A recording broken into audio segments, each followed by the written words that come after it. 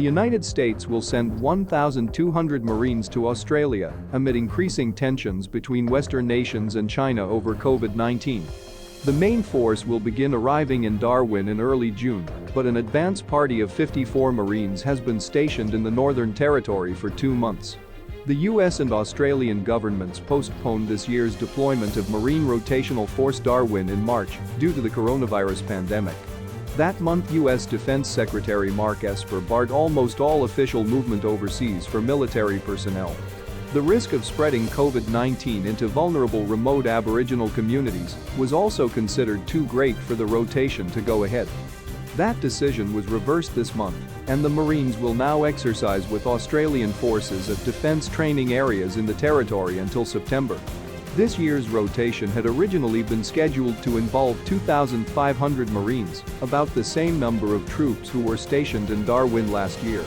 All Marines will undergo 14 days of quarantine when they touch down and be submitted to a rigorous coronavirus testing regime. The troops will already have been in isolation for a fortnight since arriving at their staging base in Okinawa, Japan. Each Marine will be screened for COVID-19 4 days before departing Japan and tested again in Darwin before and after quarantine. Minister for Defence Linda Reynolds said the deployment demonstrated Australia's close defence relationship with the United States. The Marine Rotational Force Darwin exemplifies the strength of the Australia-United States alliance and sends a clear signal about our shared commitment to regional security, Ms. Reynolds said.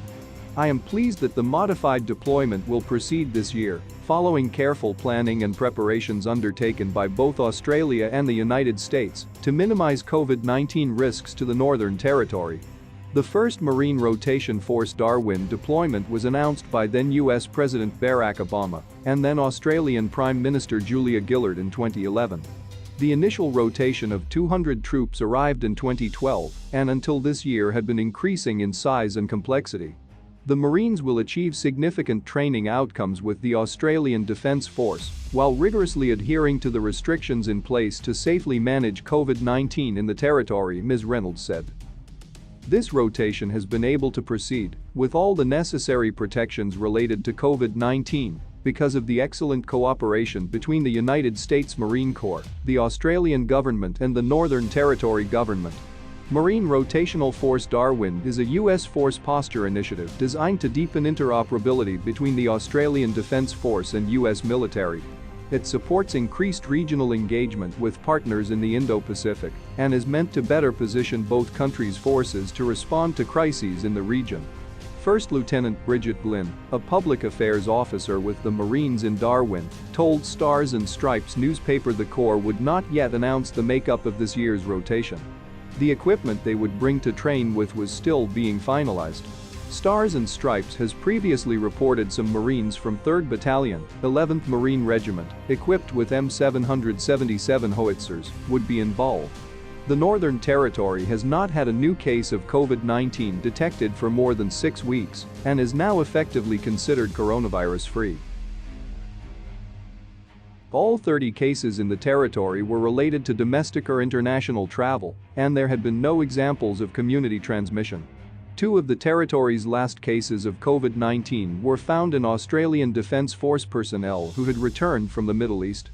Northern Territory Chief Minister Michael Gunner has welcomed the arrival of the Marines, saying local businesses would get a massive boost by their presence.